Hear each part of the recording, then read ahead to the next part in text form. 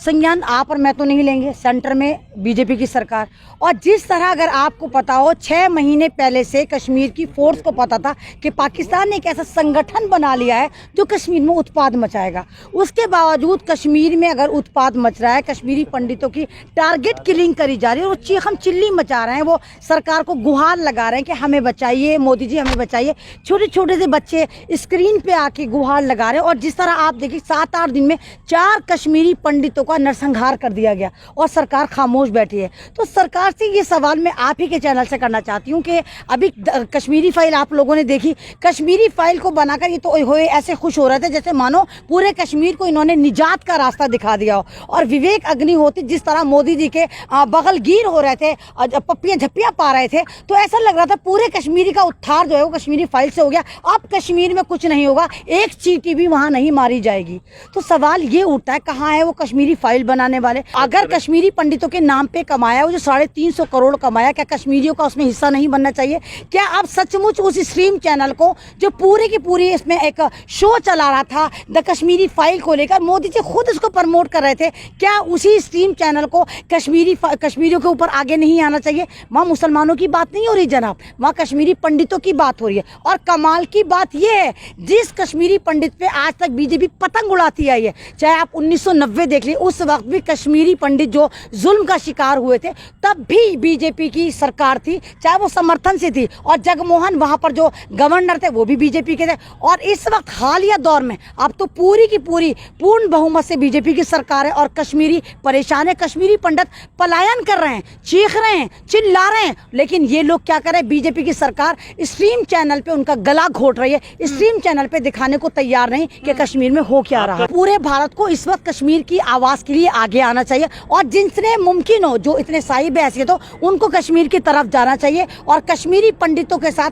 हाँ में हाँ मिलाना चाहिए। उनके साथ वो 22 दिन से प्रोटेस्ट कर रहे हैं और पुलिस उन पर लठ बजा रही है, तो वहां पर जाकर कश्मीरी पंडितों के लिए आवाज उठानी चाहिए, क्योंकि कश्मीर भारत का अटूट अंग है, सिर्फ लिखत में नहीं है, सिर्फ मीडिया में दिखाने के लिए नहीं है। इस वाली बात को समझना चाहिए कि वाकई कश्मीर हमारे भारत का अटूट अंग है। और इस वक्त कश्मीरी पंडित हमें पुकार रहे हैं, वहाँ के छोटे छोटे बच्चे मोदी जी के आगे हाथ जोड़े, मोदी जी हमें बचा लो, हमारे माँ बाप खतरे में, हमारे पिताजी जॉब करने जाते हैं, पता नहीं होता कि वो वापस आएंगे या नहीं आएंगे, हम कश्मीर को छोड़ना चाहते हैं। एयरपोर्ट पर वहाँ पर हैवी तौर पर कश्मीरी पंडित पहुँच चुके, तमाम के तमाम कश्मीरी पंडित कह रहे हैं हमें यहाँ नहीं रहना। मोदी जी हमेशा प्रचार में नजर आते हैं। आप देखिए भारत में ज़्यादातर स्टेटें जल रही हैं, आप चाहे कर्नाटक को उठाकर देखिए, आप मध्य प्रदेश को उठाकर देखिए, आप राजस्थान को उठाकर देखिए, आप उत्तर प्रदेश को उठाकर देखिए और आप कश्मीर को उठाकर देखिए।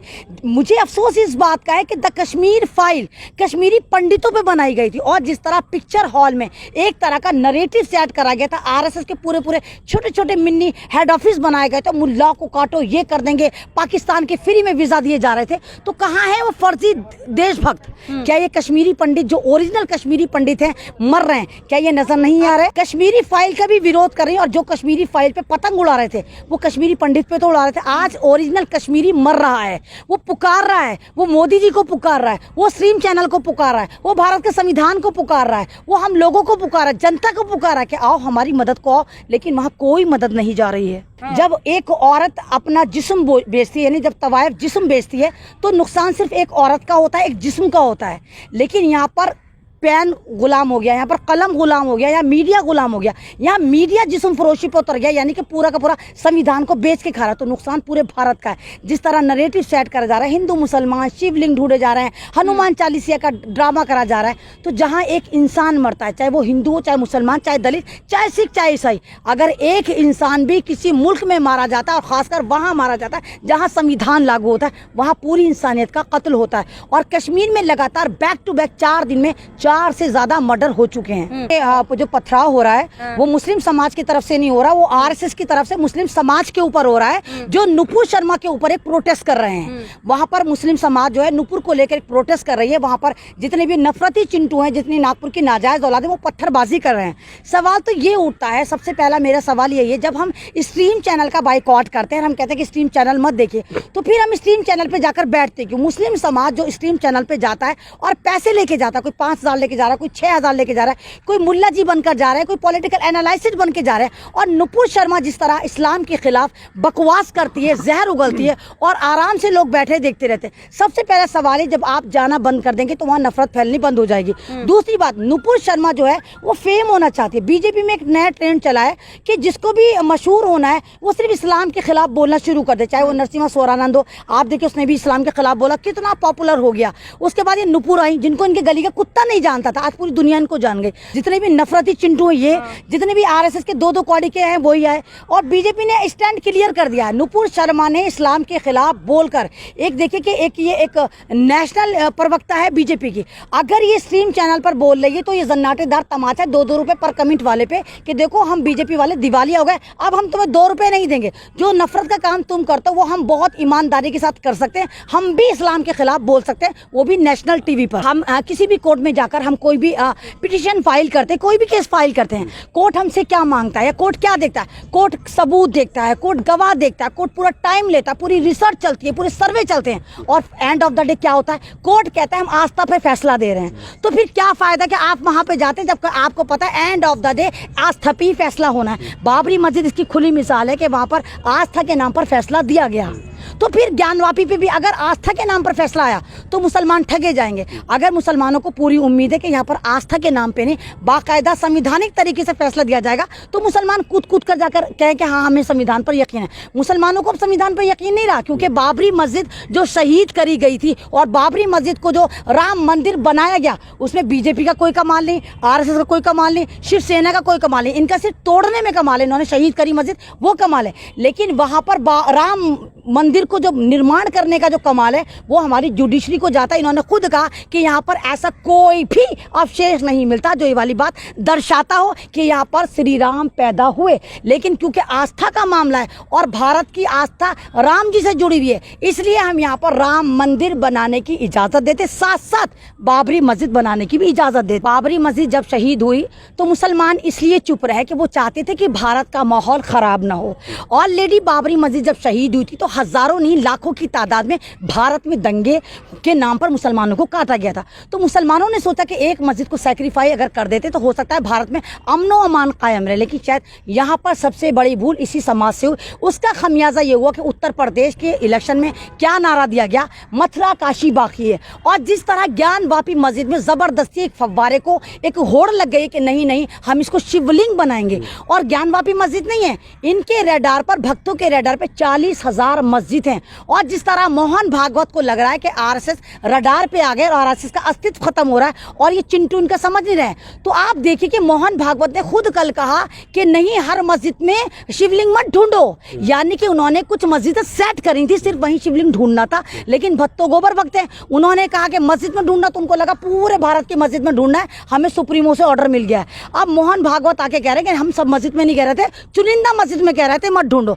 और मोहन भागवत का स्टेटमेंट देखिए कि क्या कहा उन्होंने, कहा कि भारत का मुसलमान भारतीय था, भारतीय है, हाँ इस्लाम भारतीय नहीं है, वो बाहर से आया, इसलिए मुसलमानों को टारगेट मत करो। जबकि आप देखिए कि जितने भी 2-2 कौड़ी के संतरे हैं ये मुसलमानों को फ्री में वीज़े दे रहे हैं, पाकिस्तान जा पाकिस्तान जा पाकिस्तान जा दे रहे हैं। तो जब खुद ही मोहन भागवत तुम्हारा सुप्रीमो कह रहा है कि मुसलमान भारतीय, तो फिर तुम वीज़ा पाकिस्तान का क्यों दे रहे हो?